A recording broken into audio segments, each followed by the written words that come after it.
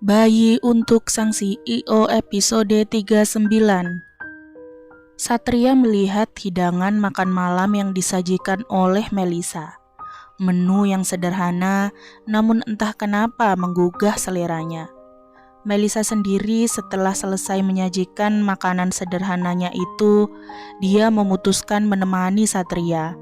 Duduk di hadapan pria itu yang kini masih mengamati masakannya. Hanya ada itu, dan aku hanya bisa memasak seperti itu, ucap Melisa dengan penuh sesal. Sebenarnya, Melisa tak perlu menyesal.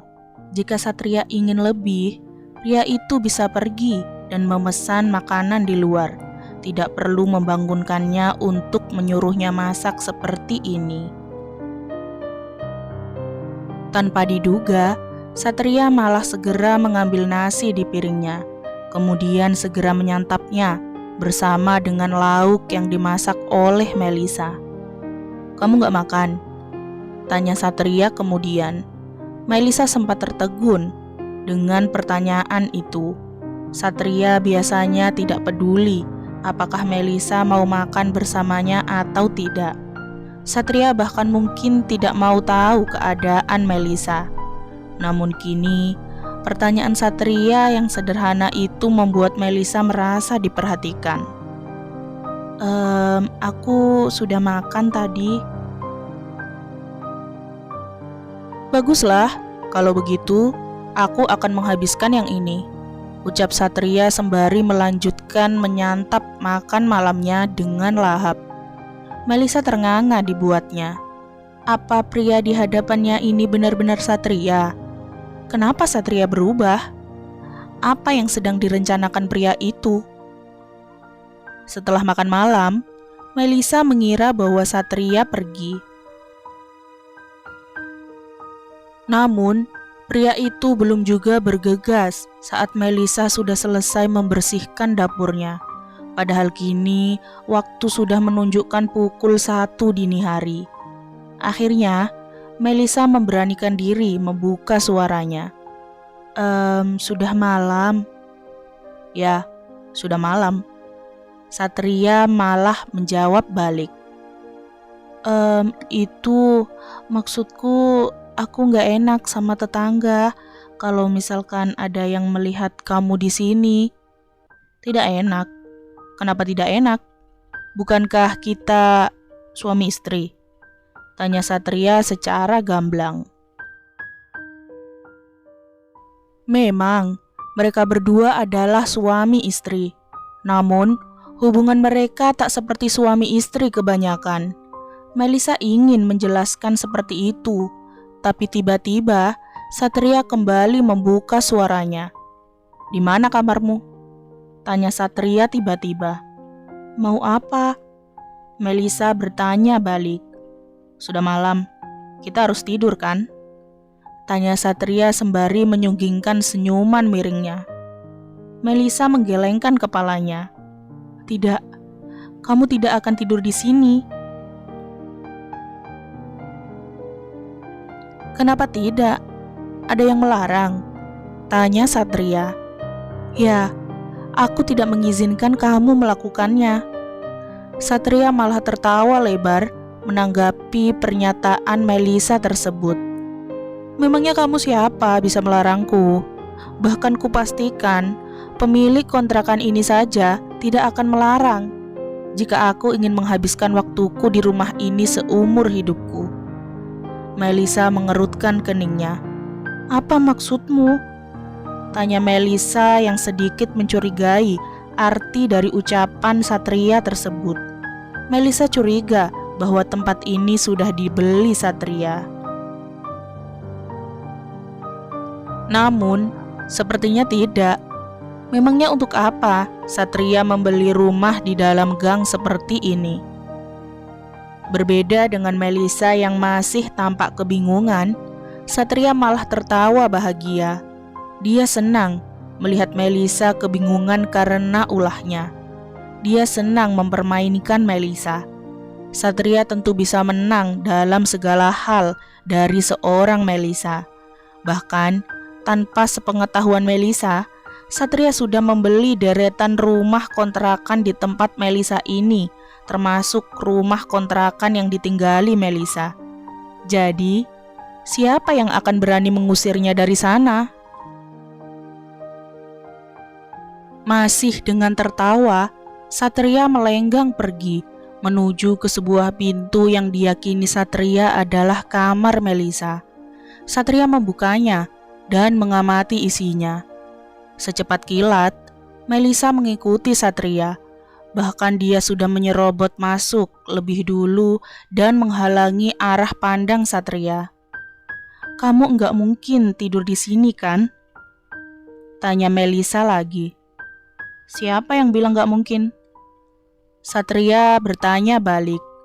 "Tolong, jangan lakukan ini. Biarkan aku hidup sendiri." Melisa setengah memohon. Dia benar-benar tidak ingin diganggu lagi kehidupannya oleh Satria. Sedangkan Satria dengan santai malah semakin masuk ke dalam kamar Melisa.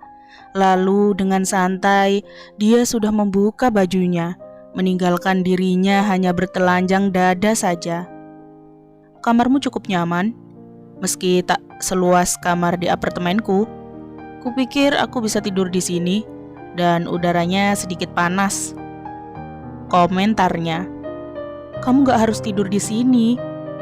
Melisa membuka suaranya lagi, seolah-olah dia memang tidak ingin Satria kembali mengganggunya. Melisa belum mau mengalah saat ini.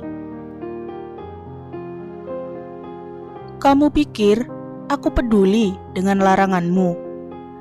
Kalau kamu gak suka aku tidur di sini, kamu bisa tidur di sofa luar," Satria menjawab diplomatis.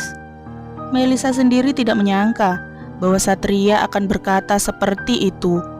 Apakah Satria tega membiarkannya tidur di sofa ruang tengah sendirian?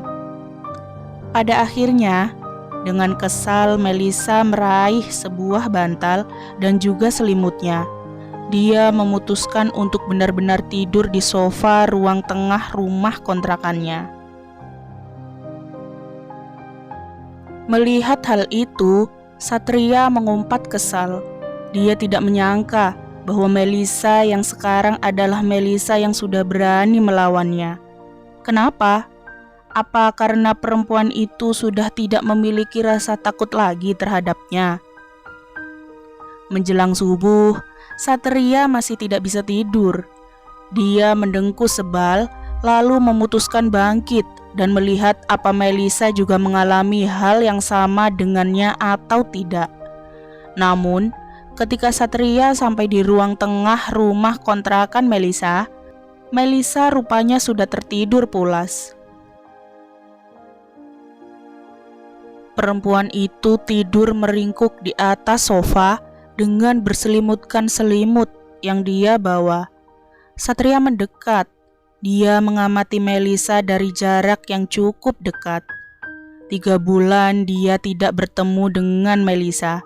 Satria merasakan banyak perubahan yang terlihat di tubuh perempuan ini. Tubuhnya lebih berisi daripada sebelumnya. Ya, tentu saja, karena saat ini Melisa tengah mengandung. Namun, Melisa juga terlihat lebih pucat dari sebelumnya. Perempuan ini tampak lemah, dan entah kenapa Satria tidak suka membayangkan hal itu. Dengan spontan jemari Satria terulur, mengusap lembut pipi Melisa tanpa bisa ditahan. Dia ingin merasakan pipi lembut istrinya itu. Melisa tampak tidur pulas dan damai, hingga rasanya Satria ingin mengganggu kedamaian Melisa tersebut. Mata Satria masih mengamati wajah Melisa. Melisa memang tampak begitu cantik dengan caranya sendiri. Padahal Satria tahu bahwa Melisa tidak suka merias diri.